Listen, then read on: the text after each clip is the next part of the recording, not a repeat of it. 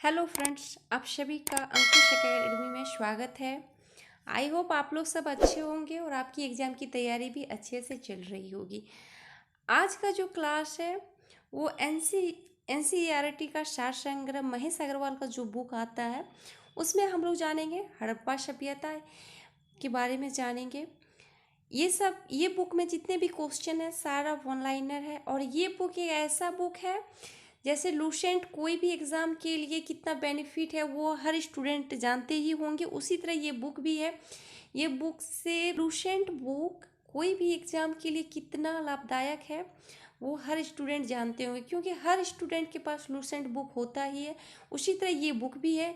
ये बुक भी एनसीईआरटी सार संग्रह जो कि 6 से 12 तक का जो एनसीईआरटी बुक चलती है उसी का सारा पॉइंट इसी में वन लाइनर के रूप में दिया जाता है। और आजकल का कोई भी एग्ज़ाम हो, कोई भी स्टेट लेवल का पीसीएस हो या फिर कोई भी एग्ज़ाम हो, उसमें ये बुक हर कोई पढ़ने के लिए सजेशन करता है। इस चीज़ को आप लोग जानते, बहुत अच्छी तरीके से जानते होंगे और ये बुक काफ़ी अच्छा है। आप लोग को इस बुक पढ़ने के बाद पता चलेगा कि जो क्वेश्चन एग्जाम में पूछा जाता है वो कहाँ से पूछा जाता है। इसलिए अगर ये बुक किन्हीं के पास नहीं है तो आप मेरे चैनल के माध्यम से इसको पढ़ सकते हैं और इसका पीडीएफ हमारे टेलीग्राम ग्रुप पे आपको मिल जाएगा। बस आपको इसको ज़्यादा से ज़्यादा शेयर करना है। तो चलिए शुरू करते हैं। तो आज इसमें हम लोग जानेंगे हड़प्पा सभ्यता से आगे बढ़ते जाएंगे। तो सबसे पहले हड़प्पा सभ्यता का सर्वाधिक मान्यता प्राप्त काल कौन सा है। ये जो हड़प्पा सभ्यता का जो काल माना गया वो क्या काल माना गया, तो 2500 ईसा पूर्व से 1750 ईसा पूर्व तक। कब, तो 2500 ईसा पूर्व से 1750 ईसा पूर्व। नेक्स्ट क्वेश्चन है, हड़प्पा नामक पूरा स्थल किस सभ्यता से संबंध है। ये जो हड़प्पा नामक पूरा स्थल है वो किस सभ्यता से संबंध है, तो सिंधु घाटी सभ्यता से। नेक्स्ट पॉइंट है, हड़प्पा सभ्यता की लिपि किस प्रकार की थी। ये जो हड़प्पा सभ्यता में जो लिपि मिली है वो किस प्रकार की है, भाव चित्रात्मक। उसको पढ़ा नहीं जा सका है, बस देखा जा सकता है। तो कैसा है, भाव चित्रात्मक। नेक्स्ट पॉइंट है, हड़प्पा सभ्यता की जानकारी का मुख्य स्रोत क्या है। ये जो हड़प्पा सभ्यता की जानकारी मिली है तो वो उसका जानकारी मिली उसका क्या स्रोत है, तो पुरातात्विक खुदाई। पुरातात्विक खुदाई के आधार पर हड़प्पा सभ्यता की जानकारी मिली है। नेक्स्ट पॉइंट है, मोहनजोदड़ो का शाब्दिक अर्थ क्या है। ये भी क्वेश्चन बहुत बार एग्जाम में पूछा गया है कि मोहनजोदड़ो का शाब्दिक अर्थ क्या है, तो इसका शाब्दिक अर्थ है मृतकों का टीला। नेक्स्ट पॉइंट है, सिंधु सभ्यता किससे संबंधित है। ये जो सिंधु सभ्यता है वो किससे संबंधित है, आदि ऐतिहासिक युग से। इसका जो संबंध है वो आदि ऐतिहासिक युग से संबंधित है। नेक्स्ट पॉइंट है, मूर्ति पूजा का आरंभ कब से माना जाता है, तो इसका आरंभ पूर्व आर्य काल से माना जाता है। नेक्स्ट पॉइंट है, सिंधु वासियों ने पहली बार तांबे में टीन मिलाकर कांसा तैयार किया। ये जो सिंधुवासी थे इन्होंने तांबे में टीन को मिलाकर कांसा तैयार किया, इसीलिए इसको क्या कहा जाता है, सिंधु घाटी सभ्यता को और क्या कहा जाता है, कांस्य युगीन सभ्यता भी कहा जाता है। नेक्स्ट पॉइंट है, हड़प्पा की समकालीन सभ्यता रंगपुर कहाँ स्थित है। ये जो रंगपुर है वो कहाँ स्थित है, तो सौराष्ट्र में। कहाँ पे, सौराष्ट्र में। नेक्स्ट पॉइंट है, हड़प्पा संस्कृति का वह कौन सा स्थल है जहां दुर्ग तथा निचला नगर अलग अलग प्राचीरों से घिरे हुए हैं। ये कहाँ मिला है, तो कालीबंगा। और कालीबंगन कहाँ है, तो ये राजस्थान में है। इस चीज को याद रखिएगा। नेक्स्ट पॉइंट है, मोहनजोदड़ो एवं हड़प्पा सभ्यता की पुरातात्विक खुदाई किसके द्वारा की गई थी। ये जो मोहनजोदड़ो और हड़प्पा सभ्यता ये दोनों की जो खुदाई की गई थी वो किसके निर्देशन पे किया गया था, तो सर जॉन मार्शल के द्वारा। किसके, तो सर जॉन मार्शल के द्वारा। नेक्स्ट पॉइंट है, हड़प्पा कालीन स्थलों में अभी तक किस धातु की प्राप्ति नहीं हुई है। तो हड़प्पा कालीन स्थलों में लोहा, जो ये लोहा है उसकी प्राप्ति नहीं हुई है। नेक्स्ट पॉइंट है, सिंधु घाटी के लोग किसकी पूजा करते थे। तो सिंधु घाटी के लोग मातृ देवी की पूजा करते थे। किसकी पूजा करते थे, तो ये लोग मातृ देवी की पूजा करते थे। नेक्स्ट पॉइंट है, उत्खनित प्रमाणों के अनुसार सिंधु सभ्यता का स्थल बनावली ये जो बनावली है वो कहाँ पे है, तो वो हरियाणा में है। घग्गर और उसकी सहायक नदियों की घाटी में स्थित है। ये जो बनावली है वो घग्गर और उसकी सहायक नदियों की घाटी में स्थित है।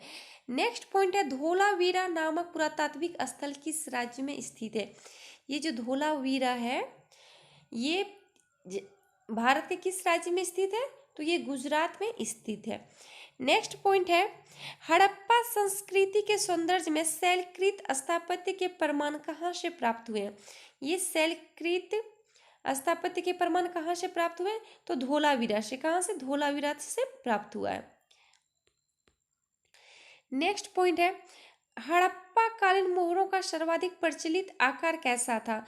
वहां की जो मोहरों मिला है उसका जो आकार है वो वर्गाकार है। कैसा है, वर्गाकार है। नेक्स्ट पॉइंट है हड़प्पा संस्कृति की मोहरों पर घोड़े का अंकन नहीं हुआ। वहां की जो मोहर मिला है उसमें घोड़ा का अंकन नहीं हुआ है। नेक्स्ट पॉइंट है आधुनिक देवनागरी लिपि का प्राचीन रूप क्या है। ये जो देवनागरी लिपि है इसका प्राचीन रूप क्या है, तो ब्राह्मी लिपि। क्या है, ब्राह्मी लिपि है इसका प्राचीन रूप। नेक्स्ट पॉइंट है विश्व में सबसे पहले कपास की खेती का आरंभ कहाँ प्रारंभ की गई थी।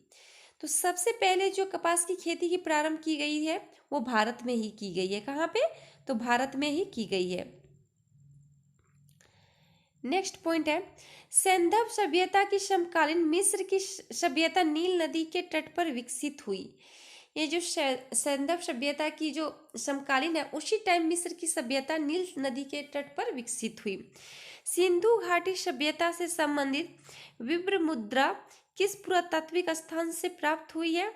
ये जो मुद्रा है वो कहाँ से प्राप्त हुआ है, तो मोहनजोदड़ो से। नेक्स्ट पॉइंट है मरीन पट्टिका पर उत्कीर्ण सिंह युग देवता की मोहर कहाँ से प्राप्त हुई है।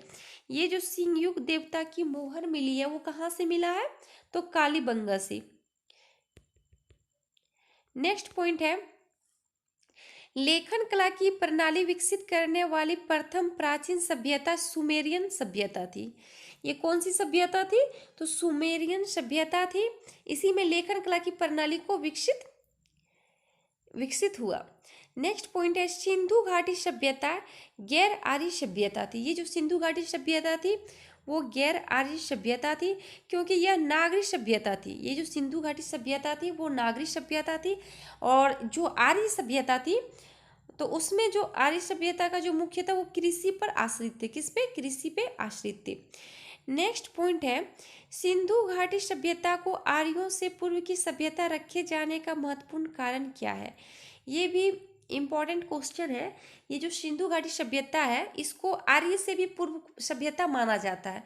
तो इसका जो मानने का कारण है वो क्या है, मृत भांड। क्या है, मृत भांड। नेक्स्ट पॉइंट है भारत में किस प्रकार के मृत भांड द्वितीय नगरीकरण के प्रारंभ के प्रतीक माने गए हैं। तो किस प्रकार के, तो उत्तरी काले पॉलिशकृत मृत भांड। क्या, उत्तरी काले पॉलिशकृत मृत भांड। नेक्स्ट पॉइंट है भारत में चांदी की उपलब्धता के प्राचीनतम साक्ष्य किस सभ्यता से मिलते हैं। ये जो चांदी की उपलब्धता वो उसका जो साक्ष्य है वहाँ कहाँ से मिलता है, तो हड़प्पा सभ्यता से मिलता है। नेक्स्ट पॉइंट है हड़प्पा काल की मुद्राओं के निर्माण में मुख्यतः किस पदार्थ का उपयोग किया जाता था। हड़प्पा काल में जो मुद्रा तैयार किया जाता था वो सेल खड़ी पदार्थ का उपयोग करके तैयार किया जाता था। तो किससे, सेल खड़ी। नेक्स्ट जानेंगे बहुत पहले हम हड़प्पा सभ्यता पे उसको व्हाइट बोर्ड पे पढ़ाए हैं। अगर कोई डिटेल में पढ़ना चाहते हैं तो आप उस मेरे वीडियो को जाके प्लेलिस्ट में चेक करके देख सकते हैं। तो ये जो हड़प्पा सभ्यता है उसका जो उत्तरी सीमा था वो क्या था, मांडा था, जो कि दक्षिण जम्मू कश्मीर में है। दक्षिण में था दामाबाद, ये था वो देमाबाद, और देमाबाद कहाँ पे है, तो ये महाराष्ट्र में है। और पूरब में क्या था, आलमगीरपुर, जो कि उत्तर प्रदेश में। ये जो आलमगीरपुर है वो उत्तर प्रदेश में है।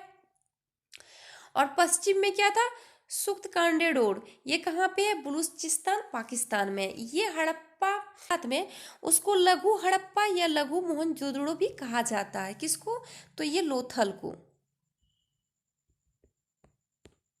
नेक्स्ट जानेंगे हड़प्पा कालीन स्थल महत्वपूर्ण तथ्य। इसमें है कि हड़प्पा की खोज किसके द्वारा की गई, कब की गई और इस किस नदी के किनारे है और वहां से क्या क्या साक्ष्य मिला है, इसके बारे में जानेंगे।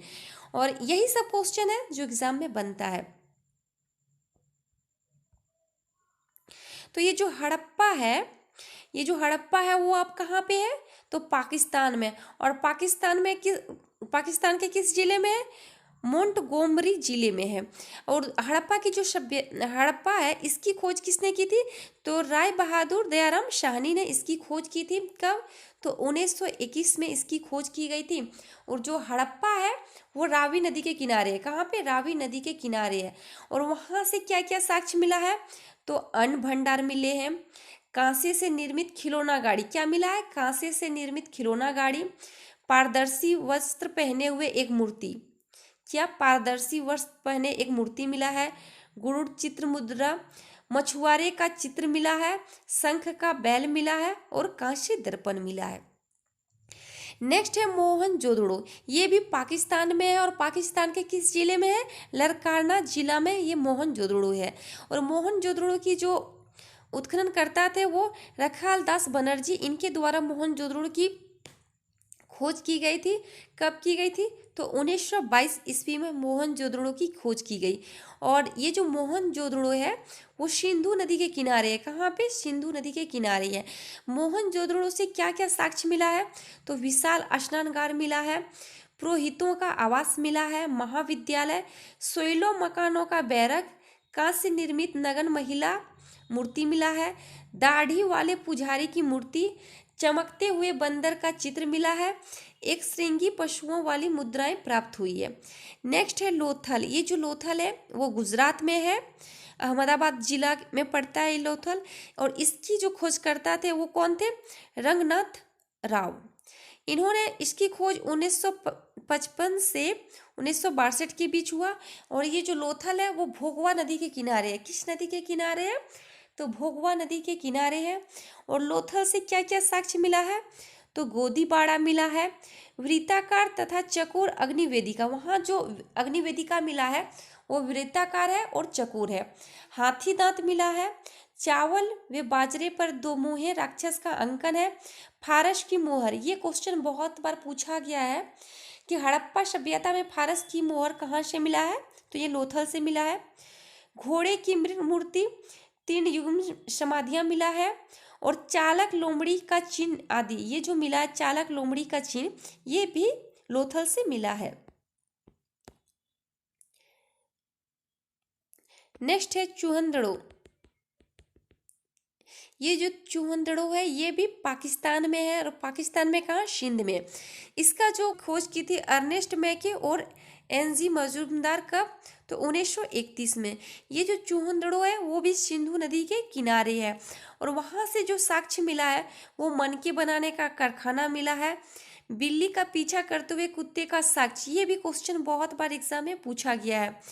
लिपस्टिक मिला है, कांस्य गाड़ी, वर्गाकार ईंट मिला है, कंघा मिला है, 3 घड़ियालों तथा 2 मछलियों के अंकन वाली मुद्रा मिला है, काउजल मिला है, पाउडर। ये सब कहाँ से मिला है, तो चूहनदड़ो से मिला है।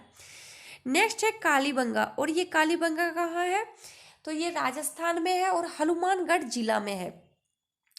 इसकी जो खोज की थी वो बी के थापर, किसने, बी के थापर ने 1953 ईस्वी में। और ये जो कालीबंगा है वो घग्गर नदी के किनारे है। कहाँ पे, घग्गर नदी के किनारे। और कालीबंगा से जो मिला हुआ है साक्ष्य, ये क्वेश्चन बहुत बार सारे एग्जाम में पूछा गया है।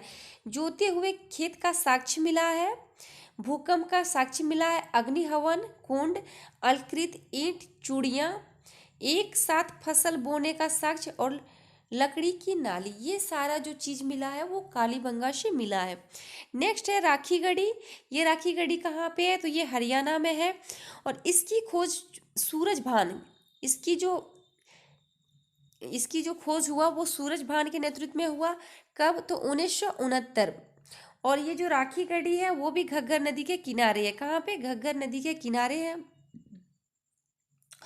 वहां से मिला है ताम्र उपकरण और हड़प्पा लिपि युक्त मुद्रा मिला है। नेक्स्ट है कोट दीजी, और ये कहाँ पे है? पाकिस्तान में। और ये इसकी जो खोजकर्ता थे वो ध्रुवे एवं फजल अहमद खां। कब हुआ? तो 1935 से 1955 के बीच हुआ।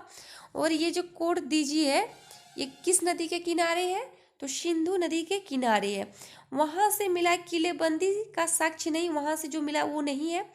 कच्चे ईंटों का मकान व चूल्हे, वहां से जो मिला है वो कच्चे ईंटों के मकान व चूल्हे। नेक्स्ट है बनावली, ये भी बनावली कहाँ पे है? हरियाणा में है। और इसके जो खोजकर्ता है वो R.S. बिष्ट। कौन? R.S. बिष्ट। इसकी खोज हुआ 1973 ईस्वी में।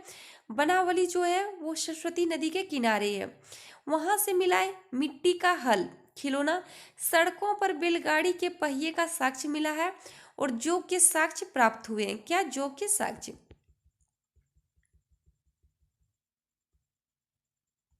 खोजकर्ता थे वो यज्ञदत्त शर्मा थे। और 1955 में इसकी खोज की गई। और ये जो रोपड़ है वो सतलज नदी के किनारे, वहां से जो मिला है तांबे की कुल्हाड़ी मिला है। मानव के साथ कुत्ते दफनाने का साक्ष्य, ये कहाँ से मिला है? तो ये रोपड़ से मिला है। नेक्स्ट है रंगपुर, ये कहाँ पे है? तो ये भी गुजरात में है। और इसकी जो खोजकर्ता थे R.S.R. राव। इसकी खोज 1954 में की गई है। और ये जो रंगपुर है वो भादर या मादर नदी के किनारे है।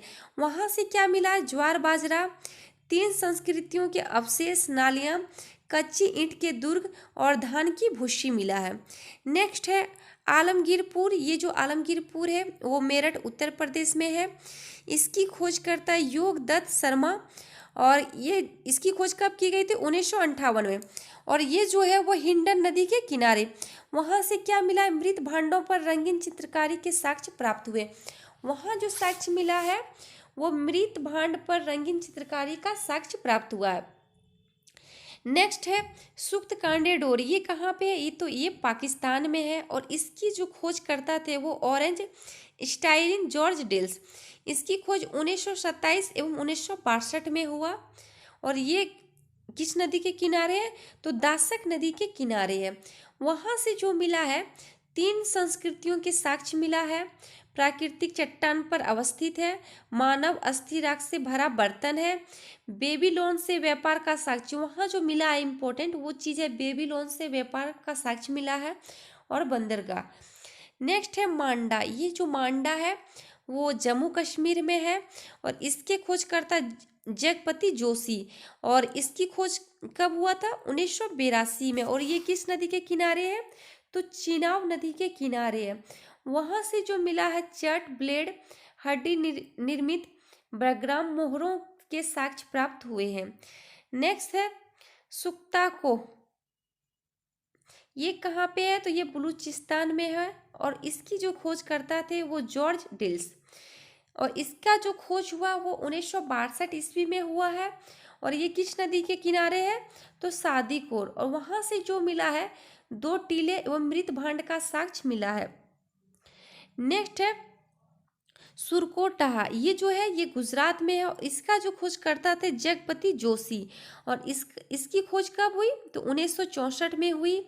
और ये सरस्वती नदी के किनारे है। वहां से जो मिला है क्लच सावधान, घोड़े की हड्डी व तराजू का पलड़ा।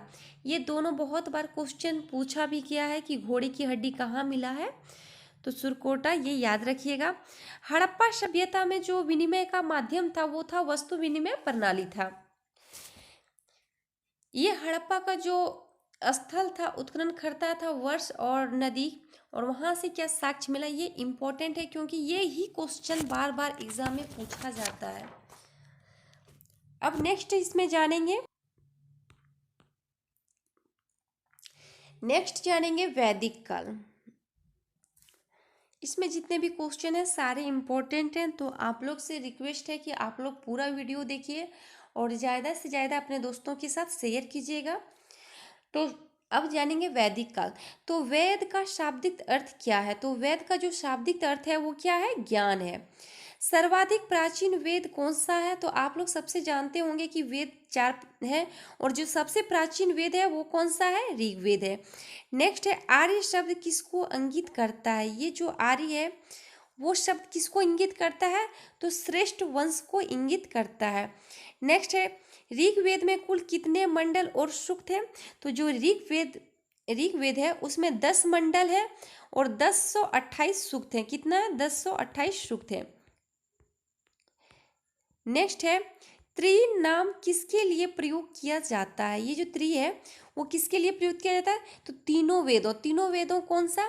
तो ऋग्वेद, सामवेद और आयुर्वेद के लिए त्रि नाम का प्रयोग किया जाता है।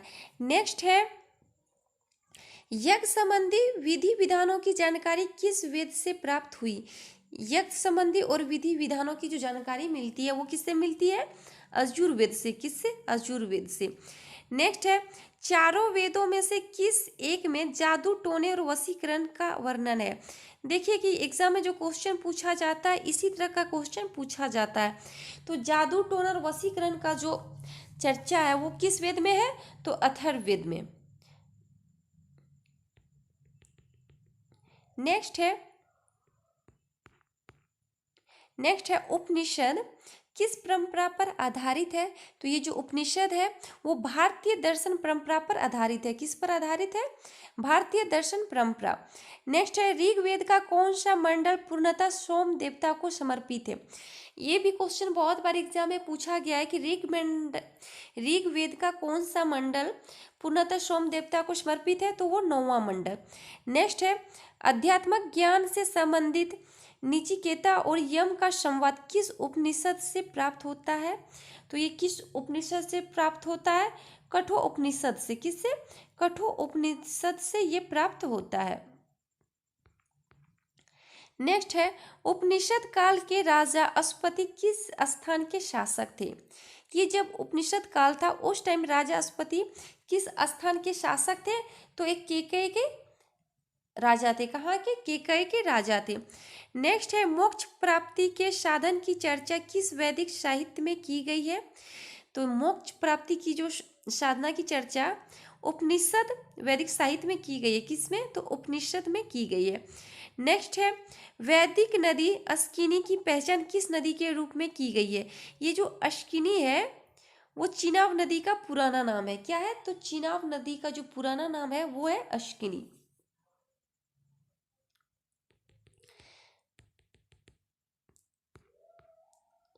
नेक्स्ट पॉइंट है, आरंभिक वैदिक साहित्य में सर्वाधिक बार वर्णित नदी कौन है? तो आरंभिक वैदिक साहित्य में जो सर्वाधिक वर्णित नदी है वो कौन सा है? सिंधु है। कौन सा? सिंधु। नेक्स्ट है, कौन सा वेद ऋग्वेद पर आधारित संगीतमय ऋचाओं का संकलन है? तो ये जो सामवेद है वो उसको भारतीय संगीत का जनक भी कहा जाता है। तो ये ऋग्वेद पर आधारित संगीतमय ऋचाओं का संकलन है। नेक्स्ट है, वर्ण व्यवस्था का सर्वप्रथम विवरण कहाँ से प्राप्त होता है? ये जो वर्ण व्यवस्था का वर्णन वो सबसे पहले कहाँ से मिलता है? तो ऋग्वेद के 10वें मंडल में। कहाँ से? तो ऋग्वेद के 10वें मंडल में। नेक्स्ट पॉइंट है, पूर्व वैदिक काल में किन दो संस्थाओं पर राजा का नियंत्रण होता था? तो वो किस पे होता था? सभा और समिति पे। किस पे? सभा और समिति पे होता था। नेक्स्ट है, वैदिक देवताओं को पुरोहित किसे माना जाता है? तो वैदिक देवताओं का जो पुरोहित है वो बृहस्पति को माना जाता है। किसको? बृहस्पति को। नेक्स्ट है, ऋग्वैदिक काल में निष्क शब्द का प्रयोग एक आभूषण के लिए होता था, किंतु परवर्ती काल में उसका प्रयोग किस वस्तु के लिए किया जाने लगा? ये भी क्वेश्चन बहुत बार एग्जाम में पूछा गया। तो सिक्के के लिए। किस वस्तु के लिए किया जाने लगा? तो सिक्के के प्रयोग के लिए किया जाने लगा। नेक्स्ट पॉइंट है, पुरुष मेद प्रथा का उल्लेख किस ग्रंथ में मिलता है? तो पुरुष मेद प्रथा का जो उल्लेख मिलता है वो शतपथ ब्राह्मण में मिलता है। कहाँ पे? शतपथ ब्राह्मण में इसका उल्लेख मिलता है। नेक्स्ट पॉइंट हम लोग जानेंगे वेद, ब्राह्मण, सूक्त, उपनिषद, आरण्यक, अध्याय और उपवेद। कि ऋग्वेद का ब्राह्मण में है तो इसमें चारों वेद के बारे में जानेंगे। तो ये जो ऋग्वेद है उसके ब्राह्मण को कौशितकी या ऐतरेय कहा जाता था। क्या कहा जाता था? कौशितकी या ऐतरेय। और ऋग्वेद में जो सूक्त है वो कितना है? 1028 मंत्र है। और ऋग्वेद का जो उपनिषद है उसको कौशितकी या फिर ऐतरेय कहा जाता है। क्या कहा जाता है, कोशितकी या फिर ऐत्रेय कहा जाता है। और इसका आरण्यक क्या है, ऐत्रेय या कोशितकी। और ऋग्वेद के उच्चारण करने वाले को क्या कहा जाता है, होत्री। क्या कहा जाता है, होत्री कहा जाता है। और ऋग्वेद का जो उपवेद है, प्रवर्तक, वो आयुर्वेद है। क्या है, आयुर्वेद है। नेक्स्ट है आयुर्वेद। आयुर्वेद का जो ब्राह्मण ग्रंथ है वो कौन सा है, तैतृ या फिर शतपथ। ये जो शतपथ है वो आयुर्वेद का ब्राह्मण ग्रंथ है। और इसमें जो उपनिषद है वो है तैतृ, कठि, श्वेताश्वर, श्वेताश्वर है, ईश है, बृहदान्त्यक है और मैत्रानी है। नेक्स्ट है कि आर्णयक, इसमें क्या है, तो तैतृ है, बृहदारण्यक है और शतपथ। और आयुर्वेद के अध्येता को क्या कहा जाता है, तो अधयुर। तो क्या कहा जाता है, अधवयुर। और आयुर्वेद का जो उपवेद है उसको कहा जाता है धनुर्वेद। आजकल का जो क्वेश्चन पूछा जाता है, इस तरह का क्वेश्चन पूछा जाता है कि आयुर्वेद का उपवेद क्या है, तो वो क्या है, धनुर्वेद। और इसके जो प्रवर्तक है वो कौन है, विश्वामित्र। कौन है, विश्वामित्र। नेक्स्ट है सामवेद।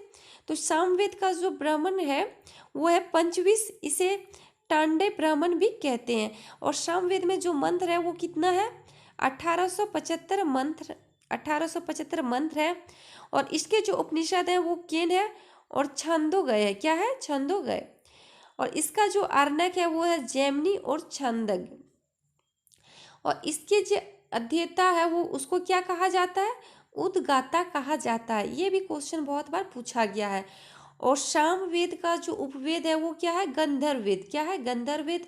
और इसका जो प्रवर्तक है वो कौन है, नारद। नेक्स्ट है अथर्ववेद। अथर्ववेद का जो ब्राह्मण है वो कौन है, गोपद। कौन है, गोपद है। और अथर्ववेद में कितना मंत्र है, तो 6000 मंत्र है। और इसका उपनिषद मांडुक्य है, प्रश्न है और मुंडक है। और इसका जो अध्येता है वो कौन है, ब्राह्मण। और अथर्ववेद का जो उपवेद है वो कौन है, शिल्पवेद। कौन सा है, शिल्पवेद है। और इसके जो प्रवर्तक हैं वो कौन है, विश्वकर्मा। नेक्स्ट है पारसियों के ग्रंथ जिंद अवस्था में जिस अहुरमज्जा का वर्णन मिलता है वह असुरों का देवता है। वो क्या है, तो वो असुरों का देवता है। आप लोग इस चीज को थोड़ा अच्छे से देख लीजिएगा, क्योंकि आजकल जो पूछा जाता है वेद का उपवेद पूछा जाता है या फिर वेद का उपवेद का प्रवर्तक पूछा जाता है, तो इस चीज को आप लोग अच्छे से देख लीजिएगा। नेक्स्ट पॉइंट है, ईरान से भारत में आर्यों के आने की सूचना किस अभिलेख से प्राप्त होती है। ये जो ईरान से भारत में आर्यों का जो आने की सूचना मिलती है वो किससे मिलती है, बोगोज कोई अभिलेख से। किससे मिलती है, तो बोगोज कोई अभिलेख से मिलती है। नेक्स्ट पॉइंट है, उत्तर वैदिक काल में किस क्षेत्र में आर्य संस्कृति की धुरी समझा जाता था, तो किस क्षेत्र में, अंग और मगध में समझा जाता था। कहाँ, अंग और मगध में। नेक्स्ट पॉइंट है, गोत्र शब्द का प्रयोग सर्वप्रथम किस काल में हुआ था, तो ये जो गोत्र शब्द का जो प्रयोग हुआ था वो ऋग्वैदिक काल में हुआ था। किस में हुआ था, ऋग्वैदिक काल में हुआ था। नेक्स्ट है, ऋग्वेद संहिता में दूसरे से 7वें मंडल तक सर्वाधिक प्राचीन माने जाते हैं। ये जो ऋग्वेद में दूसरे नंबर से 7वें मंडल को सबसे प्राचीन मंडल माना जाता है। इन्हें गोत्र मंडल के नाम से भी जाना जाता है। और दूसरे से 7वें मंडल को किस मंडल के नाम से जाना जाता है, तो गोत्र मंडल के नाम से जाना जाता है। नेक्स्ट पॉइंट है, ऋग्वेद काल में जनता का विश्वास किसमें था, तो ऋग्वेद में जो जनता का विश्वास था वो बलि और कर्म कांड में था। किसमें था, बलि और कर्म कांड में था। नेक्स्ट है, प्रसिद्ध दशराज युद्ध किस नदी के तट पर लड़ा गया था। ये जो दशराज युद्ध हुआ था वो किस नदी के तट पर लड़ा गया था, तो पुष्पनी, रावी नदी के किनारे। नेक्स्ट पॉइंट है, दशराज्य युद्ध का वर्णन ऋग्वेद के 7वें मंडल में मिलता है। ये जो दशराज युद्ध हुआ उसका वर्णन ऋग्वेद के 7वें मंडल में मिलता है। किस मंडल में मिलता है, तो ऋग्वेद के 7वें मंडल में मिलता है।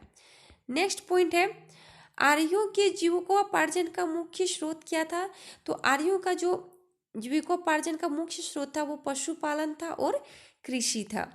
नेक्स्ट, ऋग्वेद में उल्लिखित यव शब्द किस कृषि उत्पाद के लिए प्रयुक्त किया गया है? ये जो यव शब्द है वो किस कृषि उत्पाद के लिए प्रयुक्त हुआ है? तो जौ के लिए। किसके लिए हुआ है? तो जौ के लिए। नेक्स्ट पॉइंट है, वैदिक युग में प्रचलित लोकप्रिय शासन प्रणाली का क्या नाम था? तो क्या नाम था? वंशानुगत राजतंत्र प्रणाली। नेक्स्ट पॉइंट है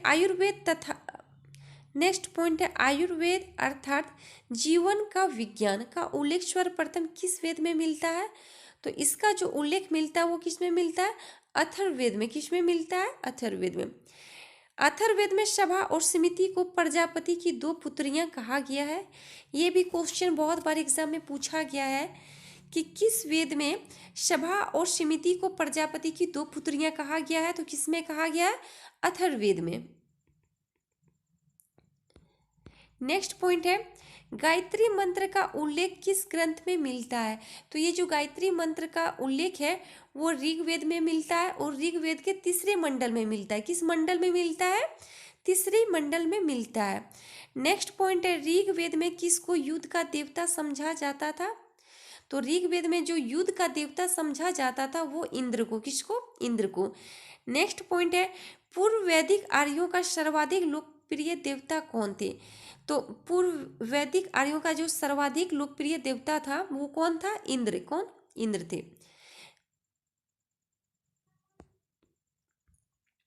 नेक्स्ट पॉइंट है, गायत्री मंत्र की रचना किसने की थी? तो गायत्री मंत्र की रचना विश्वामित्र ने की थी। किसने की थी? तो विश्वामित्र ने गायत्री मंत्र की रचना की थी। नेक्स्ट पॉइंट है, श्रीमद् भागवत गीता मूल रूप से किस भाषा में लिखी गई है? ये जो श्रीमद् भागवत गीता है वो संस्कृत भाषा में लिखा गया है। नेक्स्ट पॉइंट है, सत्यमेव जयते शब्द किस ग्रंथ से लिया गया है? ये क्वेश्चन आप लोग जानते ही होंगे कि हर एग्जाम में पूछ ही लिया जाता है। तो ये किस ग्रंथ से लिया गया?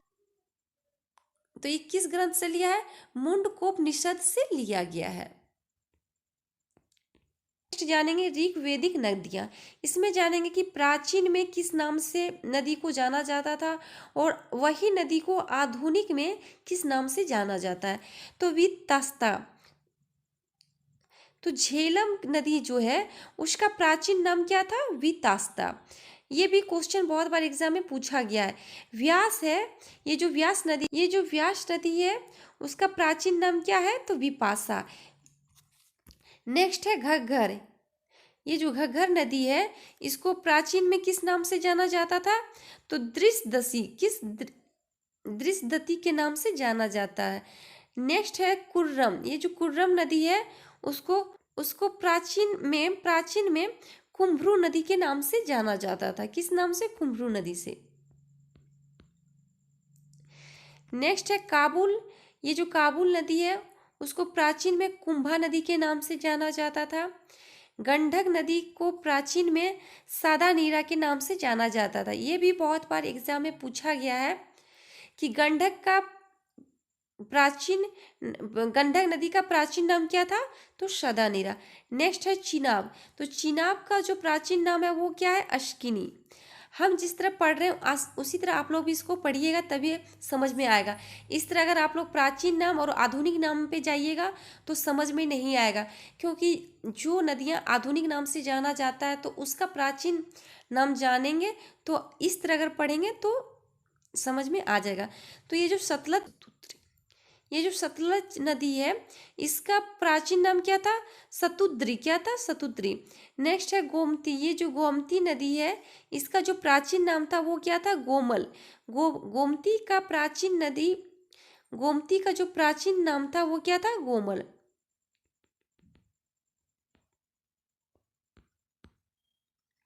नेक्स्ट है सिंध। तो जो सिंध नदी है इसका प्राचीन नाम क्या था? तो सिंधु। घग्गर जो नदी है इसका जो प्राचीन नाम है वो सरस्वती। क्या है? सरस्वती। नेक्स्ट है सोहन। इसका जो प्राचीन नाम था वो क्या था? सुसोमा था। क्या था? सुसोमा। और ये जो स्वात नदी है इसका प्राचीन नाम क्या था? सुवास्तु था। क्या? सुवास्तु था। आप इसमें इंपॉर्टेंट जो है झेलम, ये पूछा जाता है हर बार। व्यास पूछा जाता है, गंडक पूछा जाता है, चिनाब, सतलज और सिंध। ये कुछ ही नदियां का नाम प्राचीन नाम में पूछा जाता है, तो आप इसको अच्छे से देख लीजिएगा। नेक्स्ट जानेंगे ऋग्वेद की मूल लिपि क्या थी। तो ऋग्वेद की जो मूल लिपि थी वो क्या था, ब्राह्मणी। नेक्स्ट है जी पॉइंट है, जीविकोपार्जन हेतु वेद वेदांग पढ़ाने वाला अध्यापक क्या कहलाता था। तो क्या कहलाता, उपाध्याय कहलाता था, उपाध्याय कहलाता था। नेक्स्ट पॉइंट है, राजा की उत्पत्ति का सिद्धांत किस ब्राह्मण ग्रंथ में मिलता है। तो ये जो राजा की उत्पत्ति का सिद्धांत वो ऐत्रेय ब्राह्मण में मिलता है। किस ग्रंथ में मिलता है, तो ऐत्रेय ब्राह्मण में मिलता है। नेक्स्ट पॉइंट है, शुल्ब सूत्र किस विषय से संबंधित पुस्तक है। तो ये जो शुल्ब सूत्र है वो ज्यामिति से संबंधित पुस्तक है। कि क्या किससे संबंधित है, तो ये ज्यामिति से संबंधित है। नेक्स्ट पॉइंट है, अस्तु मां सद्गमय वाक्यांश कहाँ से लिया गया। ये कहाँ से लिया गया है, बृहदारण्यक उपनिषद से ये लिया गया है। नेक्स्ट पॉइंट है, चरक संहिता नामक पुस्तक किस विषय से संबंधित है। ये जो चरक संहिता है ये पुस्तक किस विषय से संबंधित है, तो ये चिकित्सा से संबंधित है। याज्ञवल्क्य के गार्गी संवाद का उल्लेख कहाँ से मिलता है। तो इसका जो उल्लेख मिलता है वो बृहदारण्यक उपनिषद से मिलता है। नेक्स्ट पॉइंट है, वैदिक काल में लंबे समय तक अविवाहित रहने वाली कन्या को क्या कहा जाता है। वैदिक काल में जो अविवाहित महिलाएं थी या फिर अविवाहित कन्या, उसको क्या कहा जाता था, तो अमाजु कहा जाता था। क्या, अमाजु कहा जाता था। नेक्स्ट पॉइंट है, वैदिक काल में द्विज श्रेणी में कौन कौन शामिल थे। तो वैदिक काल में द्विज श्रेणी में कौन कौन शामिल थे, तो ब्राह्मण थे, क्षत्रिय और वैश्य, ये तीनों द्विज श्रेणी में शामिल थे। अब जानेंगे जैन धर्म के बारे में। तो जैन धर्म के जो संस्थापक थे, वास्तविक संस्थापक माना जाता है वो महावीर को माना जाता है। और जैन धर्म के जो संस्थापक हैं वो कौन है, ऋषभदेव। और ऋषभदेव को आदिनाथ के नाम से भी जाना जाता है। किस नाम से जाना जाता है, तो आदिनाथ के नाम से जाना जाता है। अगर क्वेश्चन पूछा जाए जैन धर्म के वास्तविक संस्थापन, तो अगर वास्तविक संस्थापक पूछा जाए तो महावीर होगा।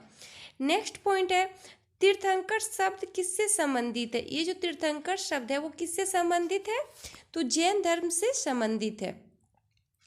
नेक्स्ट पॉइंट है, अनेकतावाद किस धर्म मूल सिद्धांत एवं दर्शन है। तो ये किस धर्म का है, तो ये जैन धर्म का मूल सिद्धांत एवं दर्शन है।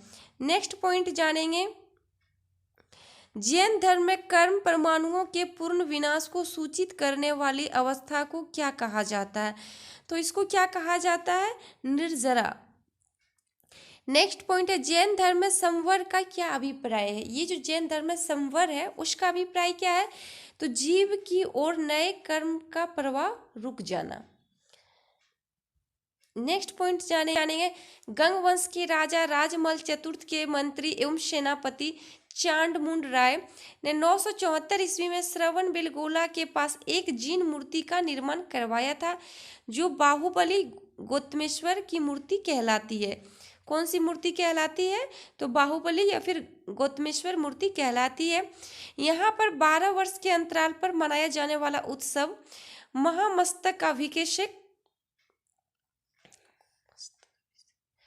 महामस्तकाभिषेक के नाम से जाना जाता है। यहाँ पे जो 12 वर्ष में उत्सव मनाया जाता है उसको किस नाम से जाना जाता है, तो महामस्तकाभिषेक के नाम से जाना जाता है। नेक्स्ट पॉइंट जानेंगे, त्रिरत्न सिद्धांत, समक्य दर्शन, समक्य आचरण एवं समक्य ज्ञान, ये किस धर्म से संबंधित है, तो आप लोग जानते ही होंगे ये जैन धर्म से संबंधित है।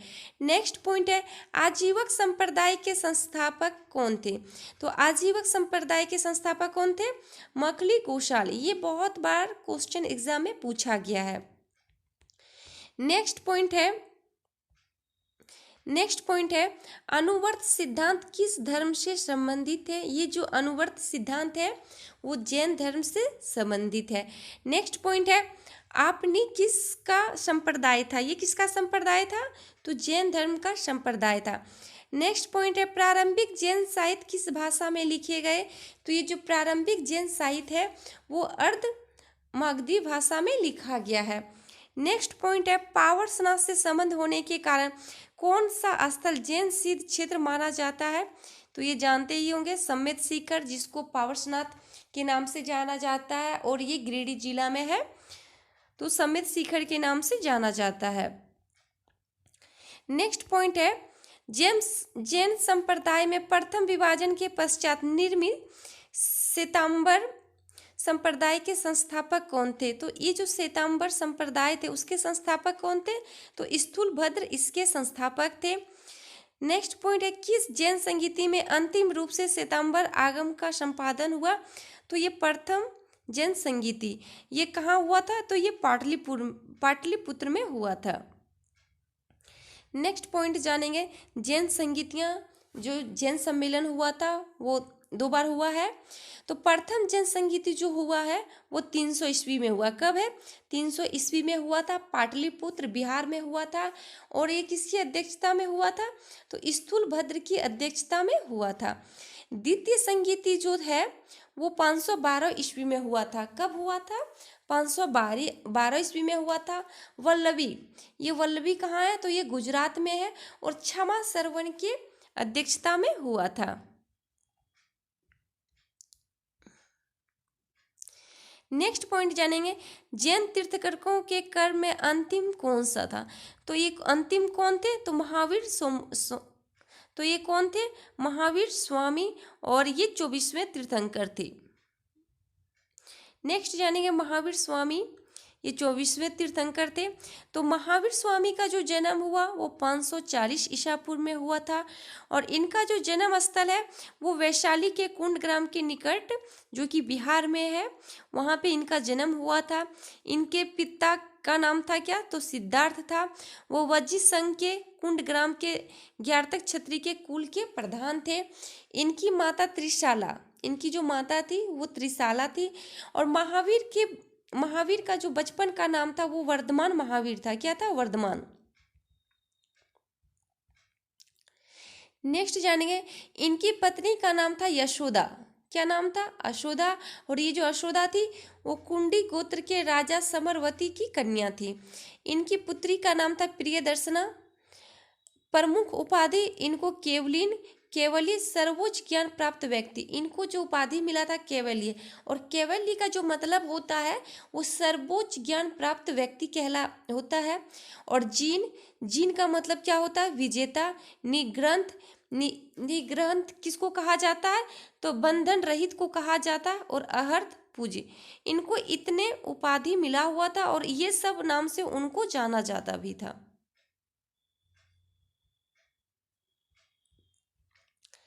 नेक्स्ट है कि निर्वाण प्राप्ति, इनकी जो मृत्यु हुई थी वो बिहार में 72 वर्ष की आयु में पावापुरी में हुई थी 468 ईसा पूर्व में। और कहाँ पे, तो सस्तीपाल के यहाँ मल्ल गणराज्य के प्रधान का शासित क्षेत्र में हुआ था। नेक्स्ट जानेंगे स्यादवाद सिद्धांत किससे संबंधित है। तो ये जो स्यादवाद सिद्धांत है वो जैन धर्म से संबंधित है। नेक्स्ट है कि उत्तर प्रदेश में स्थित कौन सा स्थान बौद्ध एवं जैन धर्मों का दोनों का प्रसिद्ध तीर्थ स्थल है। उत्तर प्रदेश में कौन सा जगह है जो बौद्ध धर्म और जैन धर्म दोनों धर्मों के लिए प्रसिद्ध तीर्थ स्थल है, वो कौन सा है, कौशाम्बी, वो है कौशाम्बी। नेक्स्ट है 16 महाजनपदों का उल्लेख किस जैन रचना में मिलता है। अगर यहाँ पे यही रहता कि 16 महाजनपदों का उल्लेख किस बौद्ध रचना में मिलता है, अगर बौद्ध रचना पूछा जाए तो अंगुत्तर निकाय इसका आंसर होगा। अगर जैन रचना में मिलता है तो किस में मिलता है, भगवती सूत्र में। किस में मिलता है, तो भगवती सूत्र में मिलता है। नेक्स्ट पॉइंट है बराबर की गुफाओं का निर्मित किस लिए किया जाता था। ये जो बराबर की गुफाओं को बनाया गया था वो किस लिए बनाया गया था, तो आजीविकों के आवास के लिए ये बनाया गया था। नेक्स्ट पॉइंट है, पावरसनाथ द्वारा प्रतिपादित 4 महावर्तों में महावीर स्वामी ने 5वें महावर्त के रूप में क्या जोड़ा था? ये इंपॉर्टेंट क्वेश्चन है, बार बार एग्जाम में पूछा जाता है। तो क्या जोड़ा गया था? ब्रह्मचर्य जोड़ा गया था, ब्रह्मचर्य जोड़ा गया था। नेक्स्ट पॉइंट है, महावीर स्वामी ने अहिंसा, सत्य, अस्तेय, चोरी न करना, अपरिग्रह, संपत्ति अर्जित न करना एवं ब्रह्मचर्य 5 महावर्त की शिक्षा दी। आप देख सकते हैं इसमें 5 महावर्त की चर्चा की गई है। पहला अहिंसा, सत्य, अस्तेय और अपरिग्रह, और जो 5वां जोड़ा गया है वो महावीर स्वामी के द्वारा जोड़ा गया है, ब्रह्मचर्य। नेक्स्ट है, जैन धर्म कल्पसूत्र के रचयिता कौन है? तो कल्पसूत्र के जो रचयिता है वो कौन है? भद्रबाहु इसके रचयिता हैं। नेक्स्ट है, जैन मूर्ति पूजा की प्राचीनतम प्रमाणिक अभिलेख कहाँ से मिलता है? ये कहाँ से मिलता है? तो हाथी गुम्फा अभिलेख। कहाँ से? हाथी गुफा अभिलेख से मिलता है। और हाथी गुम्फा अभिलेख ये किससे संबंधित है? तो नरेश खारवेल, कलिंग नरेश खारवेल से ये संबंधित है। अब नेक्स्ट जानेंगे बौद्ध धर्म। यहाँ से फिर हम लोग बौद्ध धर्म के बारे में मेन पॉइंट जानेंगे जो कि एग्जाम में पूछा जाता है। नेक्स्ट है, महात्मा बुद्ध की शिक्षाएं सर्वप्रथम किस रूप में संकलित की गई है? ये जो महात्मा बुद्ध की शिक्षाएं हैं वो किस रूप में संकलित की गई है? तो त्रिपिटक के रूप में। नेक्स्ट पॉइंट है, महाभिष्णिकर्मण से क्या तात्पर्य है? जब भगवान बुद्ध ने गृह त्याग किए तो उसी घटना को किस नाम से जाना जाता है? तो महाभिनिष्क्रमण के नाम से जाना जाता है। नेक्स्ट पॉइंट है, बुद्ध को ईश्वर के रूप में पूजने वाला बौद्ध संप्रदाय कौन सा है? बुद्ध को जो ईश्वर के रूप में पूजा जाता है वो कौन सा संप्रदाय है? महायान संप्रदाय है। नेक्स्ट पॉइंट है, किस बौद्ध संगीति में बौद्ध संघ अस्थाविरवादी एवं महासांगिक जैसे 2 भागों में विभाजित हुआ? तो ये किस बौद्ध संगीति में हुआ था? द्वितीय बौद्ध संगीति। कब हुआ था? तो द्वितीय बौद्ध संगीति में हुआ था। नेक्स्ट पॉइंट है, बौद्ध मत के उपसंपदा पद से क्या तात्पर्य है? तो इसका क्या तात्पर्य है? तो बौद्ध भिक्षु के धर्म परिवर्तन की अंतिम अवस्था। क्या है इसका तात्पर्य? तो बौद्ध भिक्षु के धर्म परिवर्तन की अंतिम अवस्था। नेक्स्ट पॉइंट है, बुद्ध किसके राज्य काल में कौशाम्बी आए थे? ये जो बुद्ध थे वो किसके काल में कौशाम्बी आए थे? तो उदयन के शासन काल में ये कौशाम्बी आए थे। नेक्स्ट पॉइंट है, बौद्ध धर्म में शून्यवाद तथा विज्ञानवाद जैसे दार्शनिक पदियों का उदय हुआ। जब बौद्ध धर्म था उसी टाइम शून्यवाद और विज्ञानवाद जैसे दार्शनिक का उदय हुआ, और इसका प्रभाव शंकराचार्य के दर्शन पर भी पड़ा। और इसका जो प्रभाव पड़ा वो किस पे पड़ा? तो शंकराचार्य के दर्शन पर भी पड़ा। इसी कारण उन्हें प्रच्छन्न बौद्ध की उपमा भी दी जाती है। इसी कारण से शंकराचार्य को प्रच्छन्न बुद्ध की उपमा भी की संज्ञा दी गई है। नेक्स्ट पॉइंट जानेंगे, बौद्ध धर्म के 4 आर्य सत्य क्या है? ये जो बौद्ध धर्म है उसके 4 आर्य सत्य क्या है? तो दुख है, दुख समुदाय है, दुख निरोध है तथा दुख निरोधगामी प्रतिपदा है। ये 4 आर्य सत्य इंपॉर्टेंट है, आप इसको अच्छे से देख लीजिएगा। नेक्स्ट पॉइंट है, बौद्धों की रामायण के नाम से प्रसिद्ध बौद्ध चरित्र के रचनाकार कौन है? तो बौद्ध चरित्र के रचनाकार कौन है? अश्वघोष। इनको बौद्धों का रामायण भी कहा जाता है। किसको? तो बौद्ध चरित्र को कहा जाता है। नेक्स्ट पॉइंट है, अशोक का कौन सा अभिलेख इस परंपरा की पुष्टि करता है कि गौतम बुद्ध का जन्म लुम्बिनी में हुआ था? ये अशोक के कौन सा अभिलेख से मिलता है? तो रुम्नी देई स्तंभ अभिलेख से मिलता है कि गौतम बुद्ध का जो जन्म हुआ वो लुम्बिनी में हुआ था। नेक्स्ट पॉइंट है, बौद्ध धर्म के महायान और हीनयान संप्रदायों में सर्वाधिक मौलिक अंतर कौन सा है? तो कौन सा है? देवी देवताओं की पूजा करना, ये मौलिक अंतर है। नेक्स्ट पॉइंट है, बुद्ध की सर्वाधिक मूर्तियों का निर्माण गांधार शैली में हुआ। ये भी क्वेश्चन बहुत बार एग्जाम में पूछा गया है कि बुद्ध की जो सर्वाधिक मूर्तियों का निर्माण हुआ वो कब, किस शैली में हुआ? तो गांधार शैली में हुआ। और बुद्ध की प्रथम प्रतिमा मथुरा कला शैली के अंतर्गत बनाई गई थी। और बुद्ध की जो पहली प्रतिमा बनी वो मथुरा कला शैली के अंतर्गत बनाई गई थी। नेक्स्ट पॉइंट है, भारतीय कला में बुद्ध के जीवन की किस घटना का चित्रण मृग सहित चक्र द्वारा दिखाया गया है? तो किस घटना? तो प्रथम उपदेश को। नेक्स्ट पॉइंट है, बोध गया के महाबोधि मंदिर का संबंध गौतम बुद्ध के जीवन की किस महत्वपूर्ण घटना से है? तो वहां पे उनको ज्ञान की प्राप्ति हुई थी। गौतम बुद्ध को वहां पे ज्ञान की प्राप्ति हुई थी। कहाँ पे? तो बोध गया में। नेक्स्ट पॉइंट है, बुद्ध के उपदेश किससे संबंधित है? तो ये जो बुद्ध के उपदेश हैं ये आचरण की शुद्धता एवं पवित्रता से संबंधित है। नेक्स्ट जानेंगे इसमें, बौद्ध धर्म के वास्तविक संस्थापक कौन थे? तो ये महात्मा बुद्ध थे। और महात्मा बुद्ध का जो जन्म हुआ वो कब हुआ? तो 563 ईसा पूर्व में हुआ था। और इनका जन्म लुम्बिनी वन, जो कि कपिलवस्तु रुक्मिणी देवी नेपाल में हुआ था। और इनके जो पिता थे उनका नाम सुधोधन था। क्या था? सुधोधन इनके पिता का नाम था। ये शाक्यों के राज्य कपिलवस्तु के शासक थे। और गौतम बुद्ध की माता का नाम क्या था? महामाया देवी।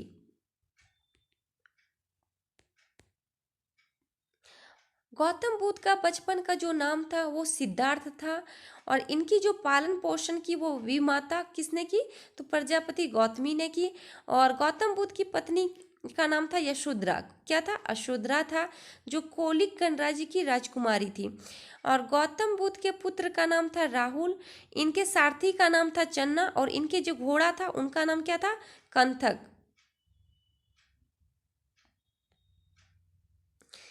नेक्स्ट पॉइंट है, ज्ञान प्राप्ति स्थल। इनको जो ज्ञान प्राप्ति हुआ वो गया, बोध गया में हुआ, जो कि निरंजना नदी के तट पर है।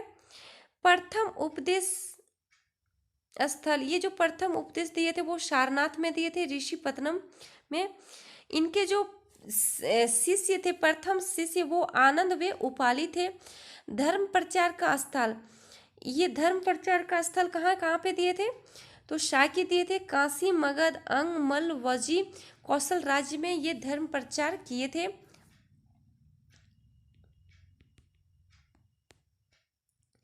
नेक्स्ट है जीवन का अंत, जिसको महापरिनिर्वाण के नाम से जाना जाता है। तो गौतम बुद्ध का जो मृत्यु हुआ वो 483 ईसा पूर्व में 80 वर्ष की आयु में हुआ था। और दिन था वैशाख पूर्णिमा। और कुशीनगर उत्तर प्रदेश में इनकी मृत्यु हुई थी। नेक्स्ट पॉइंट है, बुद्ध के जीवन काल में ही कौन संघ प्रमुख बनना चाहता था? तो वो कौन बनना चाहता था? देवदत्त। नेक्स्ट है, भारत की मूर्ति पूजा की नींव बौद्ध धर्म ने रखी तथा सर्वप्रथम बुद्ध की प्रतिमाओं का पूजन किया गया। भारत में जो मूर्ति पूजा की नींव रखा गया वो बौद्ध धर्म ने ही रखी थी। और सर्वप्रथम बुद्ध की प्रतिमा को ही पूजा किया गया। नेक्स्ट पॉइंट है, नालंदा विश्वविद्यालय की स्थापना किस काल में हुई? ये जो नालंदा विश्वविद्यालय की स्थापना हुई वो कब हुई? तो गुप्त काल में इस विश्वविद्यालय की स्थापना हुई। नेक्स्ट पॉइंट है, अष्टांगिक मार्ग का संकल्पना किससे संबंधित है? ये भी क्वेश्चन बहुत बार एग्जाम में पूछा गया है। तो ये धर्म चक्र परिवर्तन से संबंधित है। या फिर पूछा जाएगा किस धर्म से? तो बौद्ध धर्म से संबंधित है। नेक्स्ट पॉइंट है, बौद्ध धर्म में भिक्षुणी के रूप में स्त्रियों के प्रवेश की अनुमति बुद्ध द्वारा कहाँ दी गई थी? तो ये कहाँ दी गई थी? वैशाली में दी गई थी। अब नेक्स्ट जानेंगे बौद्ध संगीतियाँ। तो 4 बौद्ध संगीतियाँ हुआ था। तो प्रथम जो बौद्ध संगीति हुआ था वो 483 ईसा पूर्व में हुआ था और राजगीर में हुआ था। और इस किसकी अध्यक्षता में हुआ था? तो महाकश्यप की अध्यक्षता में हुआ था। और आजाद शत्रु के शासनकाल में हुआ था। और द्वितीय बौद्ध संगीति 383 ईसा पूर्व में हुआ था, ये वैशाली में हुआ था। और साबक मीर के अध्यक्षता में हुआ था। और काला शोक के शासनकाल में हुआ था। नेक्स्ट है तृतीय बौद्ध संगीति। तो तृतीय बौद्ध संगीति 250 ईसा पूर्व में हुआ था। कहीं कहीं पे ये है 252 ईसा पूर्व। तो आप लोग इसको देख लीजिएगा। तृतीय बौद्ध संगीति 250 ईसा पूर्व में हुआ था। कहाँ पे? तो पाटलिपुत्र में। और इसके जो अध्यक्ष थे वो मोगलीपुत्तिस थे और अशोक के शासनकाल में हुआ। और चतुर्थ बौद्ध संगीति वो 58 ईस्वी में हुआ था। कुंडनवल, ये जो कुंडनवल है, कुंडन वन है, ये जम्मू कश्मीर में है और वसुमित्र की अध्यक्षता में हुआ था और कनिष्क के शासन काल में हुआ था। इससे जो क्वेश्चन पूछा जाता है वो इस तरह पूछा जाता है कि चतुर्थ बौद्ध संगीति किसके शासन काल में हुआ था। तो आप इसको, इसके शासन काल को जरूर देख लीजिएगा कि कौन सी बौद्ध संगीतियाँ किसके शासन काल में हुआ था, ये ज़्यादा इम्पोर्टेंट है। नेक्स्ट जानेंगे नागार्जुन किस बौद्ध संप्रदाय के थे। तो ये किस बौद्ध संप्रदाय के थे? तो माध्यमिक संप्रदाय के थे। नेक्स्ट है विश्व का सबसे ऊंचा विश्व शांति स्तूप बिहार में कहाँ स्थित है। तो ये विश्व शांति स्तूप कहाँ है? तो ये राजगीर में स्थित है। नेक्स्ट पॉइंट है बुद्ध की 80 फुट ऊंची प्रतिमा जो बोध गया में स्थित है किसके द्वारा निर्मित की गई है। ये जो बुद्ध भगवान की 80 फुट ऊंची प्रतिमा है जो कि बोध गया में है, इसका निर्माण किसके द्वारा कराया गया है? तो जापानियों के द्वारा, जापान के द्वारा कराया गया है। नेक्स्ट पॉइंट है एशिया के ज्योतिपुंज लाइट ऑफ एशिया के नाम से किसे जाना जाता है? तो ये गौतम बुद्ध को जाना जाता है। ये क्वेश्चन बहुत बार मैं खुद ही बताई हूँ, तो आप लोग ध्यान से पढ़िएगा। नेक्स्ट है शून्यता के सिद्धांत का सर्वप्रथम प्रतिपादन करने वाला बौद्ध दार्शनिक कौन था? तो ये नागार्जुन था। शून्यता के सिद्धांत का सर्वप्रथम प्रतिपादन करने वाला जो बौद्ध दार्शनिक था वो नागार्जुन था। नेक्स्ट है नव नालंदा महावीर किसके लिए विख्यात है? तो ये किसके लिए विख्यात है? पाली अनुसंधान संस्थान के लिए ये विख्यात है। नेक्स्ट है बौद्ध तथा जैन दोनों ही धर्म किस मत में विश्वास रखते थे? तो कर्म एवं पुनर्जन्म के सिद्धांत में ये दोनों धर्म विश्वास रखते थे। नेक्स्ट पॉइंट है गौतम बुद्ध को एक देवता का स्थान किस राजा के शासन काल में प्राप्त हुआ? तो ये कनिष्क के शासन काल में प्राप्त हुआ।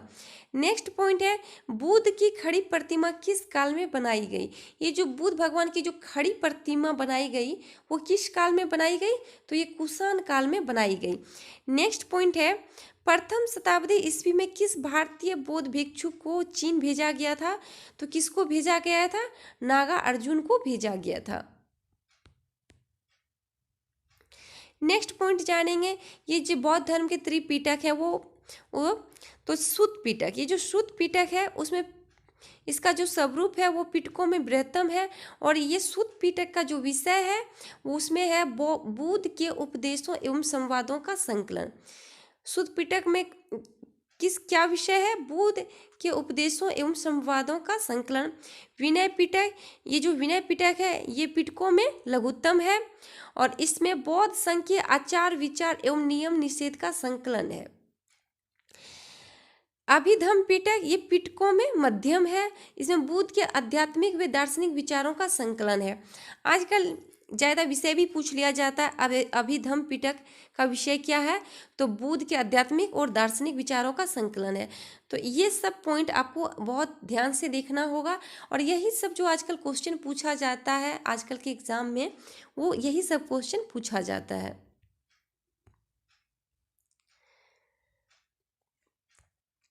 नेक्स्ट है बुद्ध के जीवन पर किन 4 दृश्यों का अत्यधिक प्रभाव पड़ा था?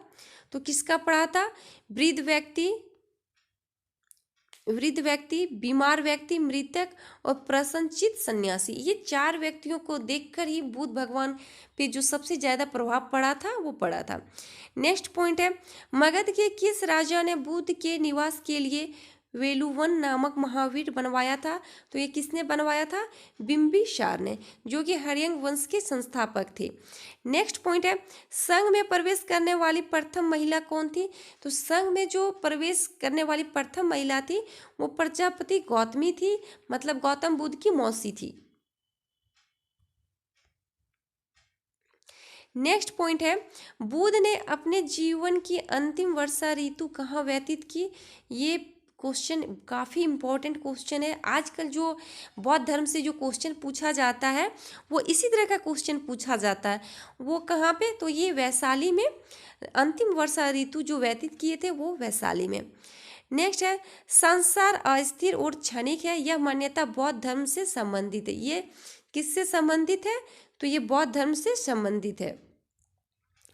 नेक्स्ट पॉइंट में जानेंगे बुद्ध के जीवन की घटनाएं एवं उनके प्रतीक। तो घटना गर्भ, तो प्रतीक क्या था? हाथी।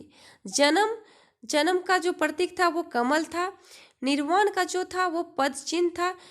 प्रथम प्रवचन का जो प्रतीक था वो चक्र था।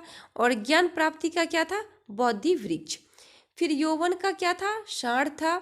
समृद्धि का क्या था? शेर था। मृत्यु का क्या प्रतीक था? स्तूप था।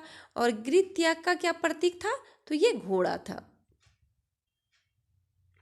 नेक्स्ट जानेंगे गांधार कला में बुद्ध को प्रतिबंधित किया गया। तो किससे किया गया? ग्रीक रोमन शैली में किया गया।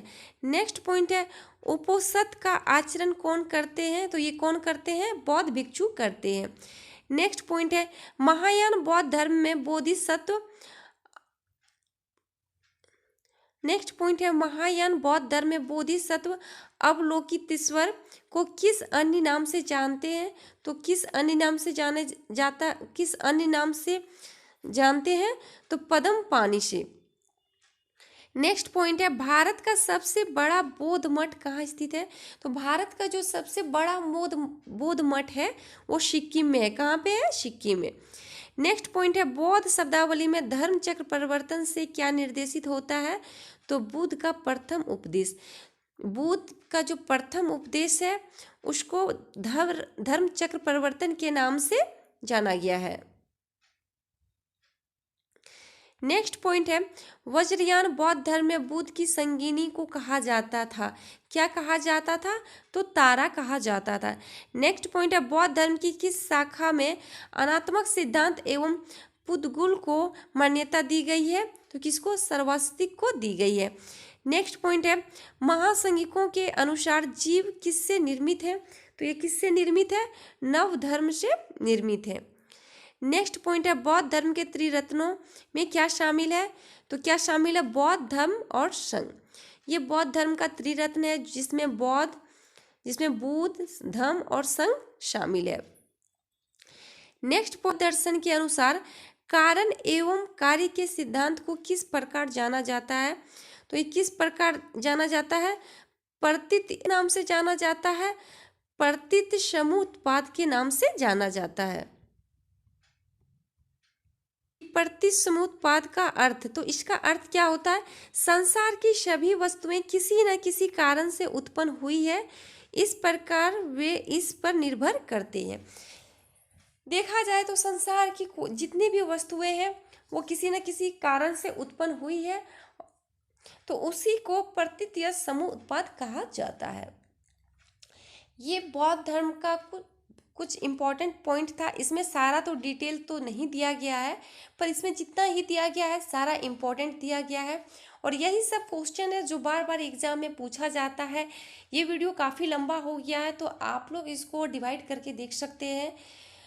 और हो सकता है कोई भी एग्ज़ाम हो, चाहे कोई भी कंपटीशन का एग्ज़ाम हो, बिहार से हो या झारखंड से हो या फिर अदर स्टेट से हो, इससे क्वेश्चन जरूर एग्ज़ाम में पूछा जाता है। तो आप इसको अच्छे से देखिएगा और 1 से 2 बार अगर पढ़िएगा, रिवीजन कीजिएगा तो आपको सारा चीज़ याद हो जाएगा। और इसका PDF जो है हमारे टेलीग्राम ग्रुप पे आपको मिल जाएगा। और इस चैनल पे जो नए हैं वो चैनल को सब्सक्राइब कीजिएगा, लाइक कीजिएगा, कमेंट कीजिएगा और ज़्यादा से ज़्यादा अपने दोस्तों के साथ शेयर कीजिएगा। Thank you.